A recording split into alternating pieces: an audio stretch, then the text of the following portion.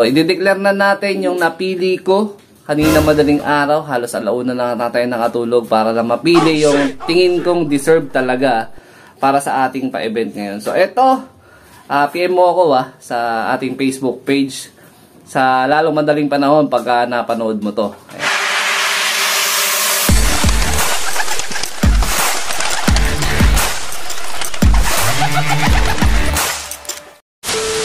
Good day mga ka-EA. So for today's video, eto na yung pangako ko nung nakaraang vlog natin na sabi ko, i-announce ko ngayon ang ating napili dun sa pinakamagugustuhan natin na comment dun sa ating pa-event ngayon, which is dalawang pa-gift bird natin na young bird. So eto na yun mga kalapatids.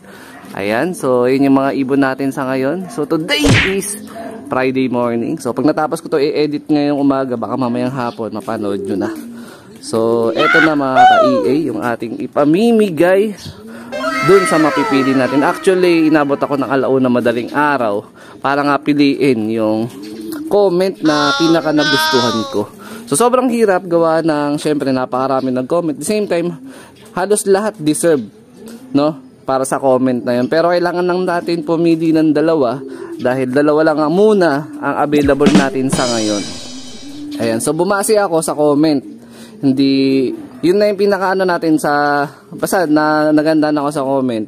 So, kung sino yung mapipili ko at i-announce natin mamaya, PM nyo na ako agad sa ating Facebook page. Tapos, siguro bibilang lang kayo dito na at least 3 weeks, no? So, etong ang dalawa na to, ito is nestmate. So, ito yung ating ipamimigay dun sa mapipili ko. Etong dalawa naman na to is pour out natin. Pag hindi, walang nakakorosonado sa pour out, ilalatag natin para sa pa-trending bird sa January. Palalakihin ko lang. Kaya lang medyo bet ko nga lang yung kulay nung isang nandito. Ayan o, parang basta ganda ng kulay. So ito yung ating routine para sa ating mga young bird. So pagdating ng ng days na lumalaki na yung mga ibon natin, ito yung mga pansuporta natin. Syempre number 1 yan, All-Herbs Probiotics. Tapos yung pagpot-pot, hindi naman yan lagi. So usually yan, every other day, pang suporta natin sa mga magulang breeder. Tapos yun, pula-puti. Tapos sisingsingan ko na rin to. Ayan, yung ating pamimigay na ibon. Ayan, halos magkakasing sukat lang sila. So, para syempre, mas lumaki silang mas malusog pa.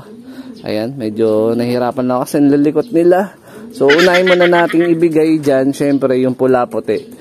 Tapos popot-potan natin. Itong pot-pot, hinaluan ko na to ng Integra 3000. Binabad ko na to kanina pa madaling araw, mga alas 5. Tapos meron ding syempre yung All-Herbs Probiotic. Yan, supportan natin. 2 times a week, nagbibigay ako sa mga breeder niyan. The same time sa mga flyer. So mamayang gabi is loading day na namin. So meron tayo ditong mga binababad sa viewing area. Yung iba dyan, flyer naman natin. Isa lang naman dyan yung hindi nating palipad, which is yung kulay puti. Yan. Yung direct na anak din yan ng ating Dennis Palmalay na old line Victor Lim. Tapos yung tatlo nating warrior na ikakarga mamayang gabi, ayun na sila. Kakatapos lang lumipad ng mga mahinang nila lang. So good luck sa padating na first lap derby. So abangan yung upload nyan. Pagtapos nitong upload na to, yung sa derby na content yung ating possible na ipapakita. So asikasuhin ko muna to. Tapos mamaya na ng konti, i-declare na natin kung sino napili nating lucky winner. Tama po ba yun? A few moments later. Mga ka-EA, tapos na natin bombitan yung mga mahinang nilalang natin. Ayan lalos lahat sila botsyog na.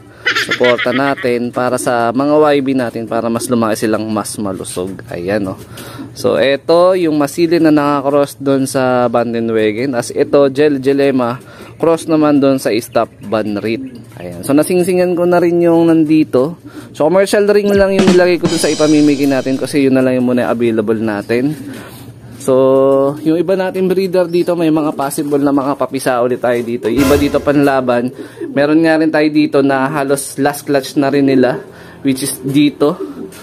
Ito yung Dennis Palmalay na old line Victor Lim na cross dito sa Jersey. Last clutch na nila yan. Pahinga na yan pagtapos. Lalong-lalo na to. Nakarami na ng breed sa atin to. Si Batusay. Ayan. Pero hindi tuloy-tuloy yung breed nito kasi may mga clutch sila na walang similya. Tapos yun nga, may mga issue rin sila tinayuan. So ito yung last clutch nila. Pour out din natin yan. So paunahan na lang. By January may mga papisa tayo. Dito naman sa possible na full sibling na ilalabas nila. Full sibling ng ating kalbayog finisher na si Saber, yung nawala natin nung pangalawang race. Ito, papisa na rin yan. Ito, kukunin ko panlaro, pang norte. Tapos yung isa, pang Stockbird. Sana may kamukha si Saber para maalala, meron akong pang basta maalala ko si Saber. Tapos ito, possible, baka ipamigay ulit natin. So, depende sa mangyayari. Ayan, kasi meron pa tayong mga pinangako dun sa mga solid supporter na talagang solid na mag-support sa atin. So, possible isa dyan or pwede na rin siguro dalawa. Depende. Depende sa mga magiging sitwasyon natin. So, ito, huling sulyap para sa ating ipamimigay. Ayan sila. Babalik na natin sila sa kanya-kanya nilang mga magulang para makapagpahinga. Ayan, mga kalapatids, oh. Oh, grabe. Ayan, so i-announce ko na yung winner natin. Ayan. Sana all. I-declare na natin yung napili ko kanina madaling araw. Halos alauna na tayo nakatulog para na mapili yung tingin kong deserve talaga para sa ating pa-event ngayon. So eto, PM mo ako sa ating Facebook page sa lalong madaling panahon pagka napanood mo to. Ayan. So eto, ipa-flash ko na lang dyan sa screen. Ito yung kanyang comment. Sir EA, ako sana ang mapili sa isang ibon mo. Newbie talaga ako sa pagkakalapate at na-enjoy ko palagi ang vlog nyo. Yun, nakataba ng puso. Yung mapapanalunan kong YB sa iyo, idol, ilalaban ko ng NDR yan dahil tiwala ako sa linyada mo. Sana mapili mo ako, idol EA. Nakikita din kita sa SM, idol. Nahihiya lang ako magtawag, hehe. God bless, idol. Sabay-sabay tayong matuto at mag-enjoy sa pag-aalaga ng kalapate. Ayan. So, ganyan din tayo talaga nung simula pa lang. So, isa to dun sa napili natin. Talaga nag-effort siya sa comment, tapos halatang solid supporter talaga siya. So, ito yung nakalagay na pangalan at Kit Perry Aguilar. Ayan. So, PM mo ko, meron naman picture dyan sa may comment mo na yan natay naging logo mo. So, congratulations sa'yo. Meron ka isang YB sa akin. So, palalaking ko lang ng bahagya. Tapos, ito yung pinakahuli na mas talagang ramdam ko talaga yung comment niya. Ito. So, si Jomar, Pagador. Ayan. So, hindi ko, unknown yung logo niya, pero PM mo ako, pag nagtugma yung mismong name mo dun sa Facebook page message mo, malamang ikaw na yan. So, congrats sa'yo. So, ito yung comment niya. Sana mapili ako, boss. Ayan. Sana mapili ako, boss. Hindi ko kasi kaya bumili pa ng may linyadang ibon. Sana pala rin ako mapili, boss. Lagi na lang hindi nakakauwi ang mga sinasali ko sa karera. Salamat, idol. Sana pala rin naisipan ko ng sumuko pero lagi ko napapanood pa rin, subok pa rin ako sa 2024. Ayan. Sabi niya lagi daw siyang gumugulong, sumusuko, pero sabi niya pag napapanood niya tayo is subok pa rin daw siya. Try niya pa rin daw ulit. So, yan yung comment niya dito, dun sa isa natin. So, hindi siya sumusuko. So, tayo, dumadating din sa punto na parang sabi ko, pag gumugulong tayo, parang ayoko na.